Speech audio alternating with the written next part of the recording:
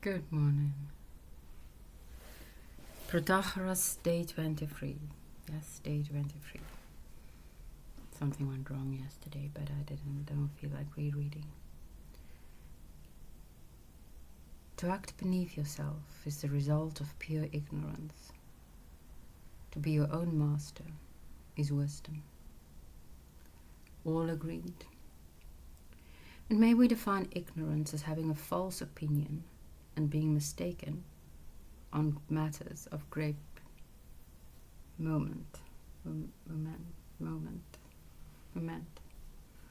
I approve this too, then it must follow that no one willingly goes to meet evil or what he thinks to be evil. To make for what one believes to be evil instead of making for the good is not, it seems, in human nature. And when faced with the choice of two evils, no one will choose the greater when he might choose the less. General agreement again. Now you recognize the emotion of fear or terror. I wonder if you conceive it as I do. I say this to you, Protagoras, whether you call it fear or terror, I define it as expectation of evil.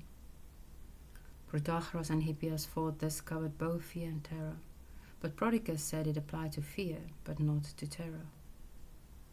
Well, Protagoras, said I, it makes no difference. This is the point. If what I have said is true, will anyone be willing to go to meet what he fears, when it is open to him to go in the opposite direction? Do not our agreed conclusions make this impossible? It is admitted that what he fears he regards as evil, and that no one willingly meets or accepts what he thinks evil. Wouldn't that then kind of imply that those who do go to meet evil are the courageous ones? They all assented, not to me, but to, because that's ridiculous what I just said, but to Socrates. On this agreed basis, I went on, let Protagoras make his defense and show us how his original answer can be right. I don't mean what he said at the very beginning, when he maintained that there were 5 parts of virtue, none of which resembled any other, and that each had its separate function, but what he said later, that 4 of them are fairly similar, but one, namely courage, is quite different from the rest. This, he said, the following evidence would show me. You will find, Socrates, men who are utterly impious, unjust, licentious, I don't know how to pronounce it, and ignorant, yet very brave, which will show you that courage is quite different from the other parts of virtue. Well, he's not heading where I was heading, is he? I was much surprised by this answer at the time, and now that we have had this discussion, it surprises me even more. Anyway, I asked him if he described the brave as confident, and he replied, yes, confident and eager. Do you remember saying this, Protagoras? He admitted it. Tell me then, said I, in what direction are the brave eager to go? Towards the same things as cowards? No. Towards something else, then? Yes.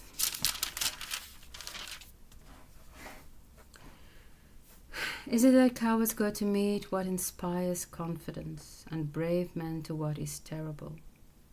He's going where I went.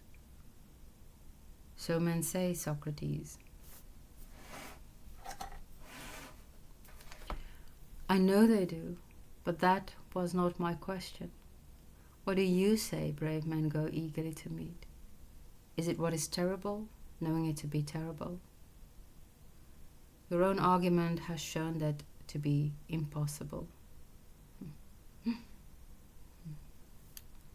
True again, so that if my argument was sound, no one goes to meet what he believes it to be terrible, since not being one's own master was shown to be due to ignorance. He admitted this. But as for what inspires confidence, everyone makes for that, cowards and brave men alike, and thus cowards and brave men make for the same things. Whatever you say, he replied. What the coward makes for is precisely the opposite of what the brave... Okay, so it's still Protagoras speaking, I think. What the coward makes for is precisely the opposite of what the brave man makes for. For instance, the brave are willing to enter battle, the others are not. Is this willingness an honourable thing or disgraceful? Honourable, said he. Then if honourable, we agreed earlier that it is good, for we agreed that all honourable actions are good. That is true, and I still think so. Quite rightly too, said I. But which class did you say were unwilling to enter battle, although that is a fine and good thing to do? The cowards, he replied. Well, if it is honourable and good, it is also pleasant. We certainly agreed to that. Then do the cowards act with knowledge when they refuse to approach what is more honourable and better and a pleasanter thing? If we say so, he replied, we shall confound our formal conclusions. Now take the brave man. He makes for what is more honourable, better and pleasanter. We cannot deny it. And in general, when the brave feel fear, there is no disgrace in their fears, nor in their confidence when they are confident. True. So both are honourable, and if honourable, then good. Yes. My mind actually wandered even while I was reading aloud. That is strange.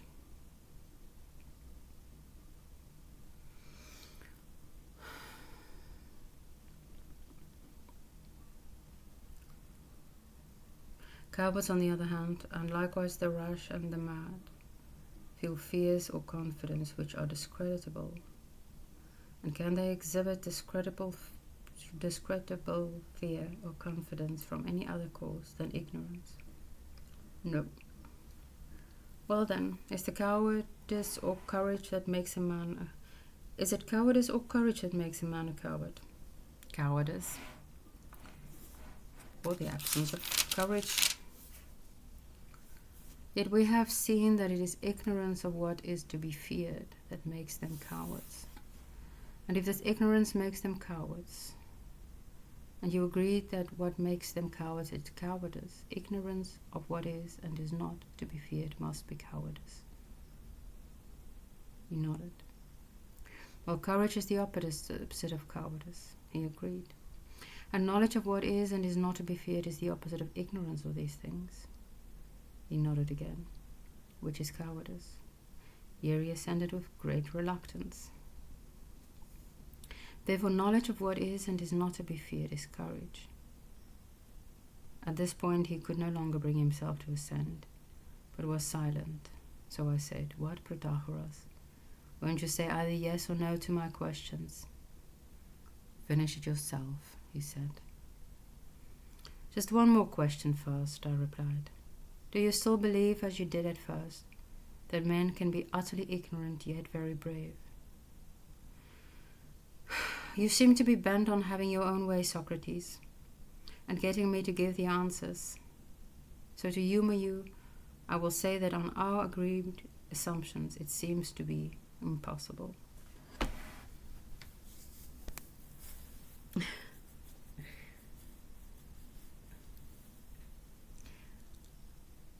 Is Socrates clever or is he wise? He might just be clever.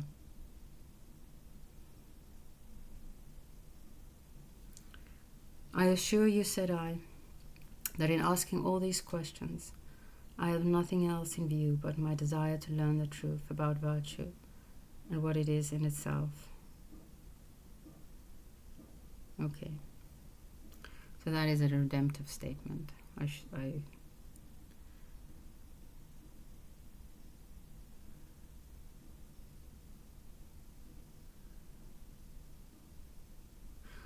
I imagine if we're honest with ourselves, we all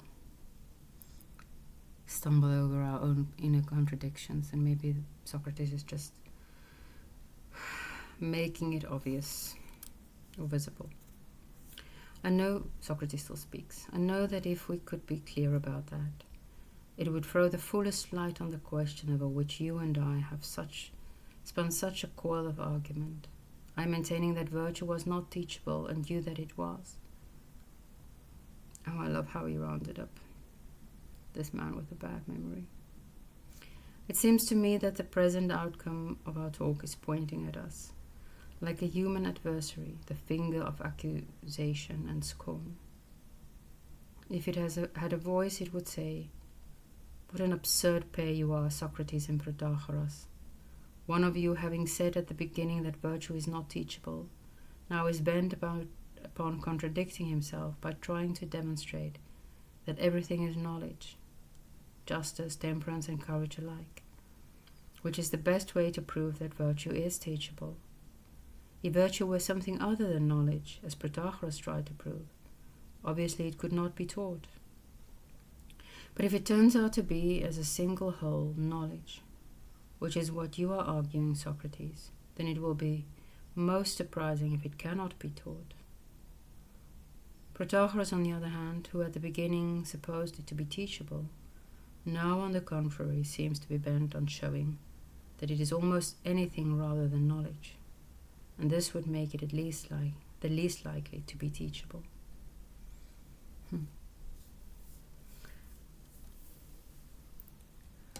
Oh, what a tangle web we weave. For my part, Protagoras, when I see the subject in such utter confusion, I feel the liveliest desire to clear it up. I should like to follow up our present talk with a determined attack on virtue itself and its essential nature, when we could return to the question whether or not it can be taught, thus guarding against the possibility that your Epimetheus might trip us up and cheat us in our inquiry, just as, according to the story, he overlooked us in the distribution. I liked Prometheus in the myth better than Epimetheus.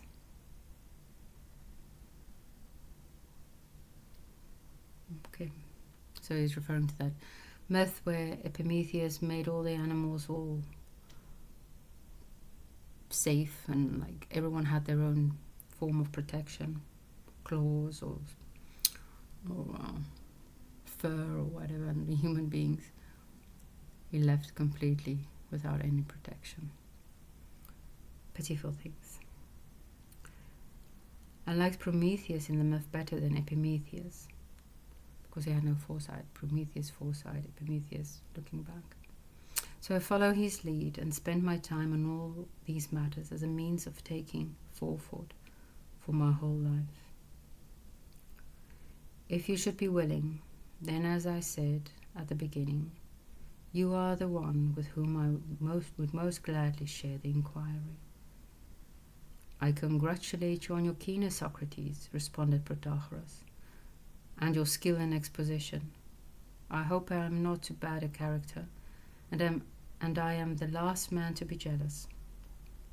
I have told a great many people that I never met anyone I admire nearly as much as you, certainly not among your contemporaries, and I say now that I should not be surprised if you became one of our leading philosophers.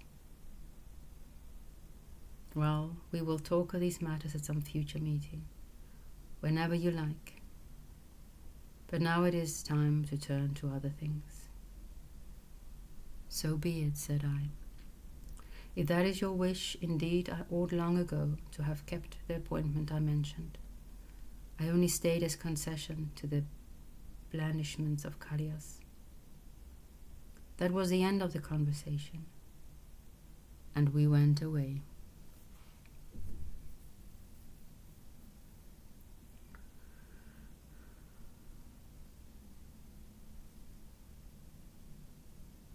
So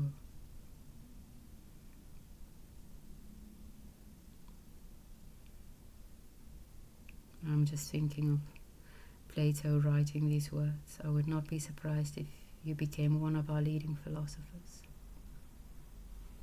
And by writing these words, making it so. I hope today it actually recorded. Have a good day.